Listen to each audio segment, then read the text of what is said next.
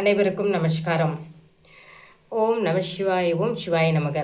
இப்போ ஆடி மாத ராசி பலன்கள்ல நம்ம தொடர்ந்து பார்த்துட்டு வரோம். அதில் பார்த்தீங்கன்னா இப்போ என்ன ராசிக்கு பார்க்க போகிறோம் அப்படின்னு எடுத்துக்கிட்டிங்கன்னா சிம்ம ராசிக்கான ஆடி மாத ராசி பலன்கள்.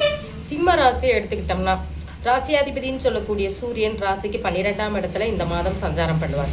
சரி, ராசியில் யார் அமர்ந்திருக்கார் அப்படின்னு பார்த்தீங்கன்னா கோபத்திற்குரிய நெருப்புக்குரிய கிரகம் சொல்லக்கூடிய செவ்வாயும் அவர் கூட சேர்ந்த கேதுவும் அமர்ந்திருக்காங்க.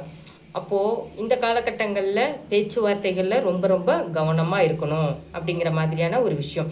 சரிங்களா? அவசரப்பட்டு எதையுமே வாய் விட்டு பேசக்கூடாது, அவசரப்பட்டு எதையுமே சொல்லிடக்கூடாது, அவசரப்பட்டு ஒரு வாக்குறுதி கொடுக்கக்கூடாது. சரிங்களா? ஏன்னா 2ஆம் அதிபதினு சொல்லக்கூடிய புதன் பகவானும் உங்களுக்கு ராசி அதிபதிக்கு 12ஆம் இடத்துல இருக்கக்கூடிய ஒரு அமைப்பு அப்படிங்கிறத நீங்கள் எடுத்துக்கணும். ஸோ இந்த டேட்டில் இந்த குறித்த டைமில் என்னால் இதை செய்ய முடியும் அப்படிங்கிற கமிட்மெண்ட்டை நீங்கள் பார்த்து தான் கொடுக்கணும் அப்படிங்கிற மாதிரியான ஒரு விஷயம். அடுத்தது பார்ட்னர்ஷிப் பார்க்கும்பொழுது தொழில் சார்ந்த ஒரு விஷயத்தில் பார்ட்னர்களிடையே பார்த்தீங்கன்னா ரொம்ப கவனமாக பேச்சுவார்த்தை பண்ணுறது அப்படிங்கிறது ரொம்ப நல்ல விஷயம். புதுசாக ஏதாவது ஒரு அக்ரிமெண்ட் போடுறீங்க, புதுசாக ஏதாவது ஒரு விஷயம் பண்ணுறீங்க அப்படின்னாலும் டாக்குமெண்ட் ரீதியாக வெரிஃபிகேஷன் இதெல்லாம் பண்ணிவிட்டு நீங்கள் பண்ணுறது அப்படிங்கிறது ரொம்ப ரொம்ப நல்ல விஷயம். சரிங்களா? அடுத்தது பேச்சுவார்த்தைகளில் ரொம்ப கவனமாக இருக்கிறதும் ரொம்ப நல்ல விஷயம். அந்த மாதிரியான அமைப்பு அப்படிங்கிறது உண்டு. ஒரு கடன் ஏதாவது வாங்குறீங்க அப்படின்னா இந்த காலகட்டங்களில் அது பெருசாக வளரக்கூடிய வாய்ப்பு அப்படிங்கிறது ரொம்ப அதிகமாக இருக்குது. ஏன்னா கடனுக்குரிய கிரகம் வக்ர நிலையில் இருக்கிறார், அதுவும் 8ஆம் இடத்துல. அப்போது கடன் சம்மந்தப்பட்ட ரீதியாக பார்க்கும் பொழுது நீங்கள் என்ன பண்ணணும், பார்த்து தேவைக்கேற்ப வாங்கிட்டு எவ்வளோ கட்ட முடியுமோ அதற்காக மட்டும் முயற்சி பண்ணுறது ரொம்ப ரொம்ப நல்ல விஷயம். இன்னொரு விஷயம் ஸ்பெஷலாக என்ன எடுத்துக்கிட்டிங்க அப்படின்னா உணவு சார்ந்த ஒரு விஷயத்தில் ரொம்ப ரொம்ப கட்டுப்பாடுகள் அப்படிங்கிறது வேணும்.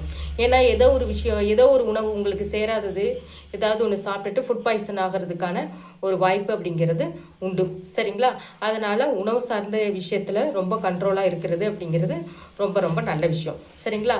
மற்றபடி பார்த்திங்கன்னா உங்களுக்கு பார்த்திங்கன்னா ஃப்ரெண்ட்ஷிப் சார்ந்த ஒரு விஷயத்தில், நண்பர்கள் சார்ந்த ஒரு விஷயத்தில் எல்லாத்துலேயுமே ஊக்கம் கொடுக்கக்கூடியதாக தான் இருக்கும். சரிங்களா?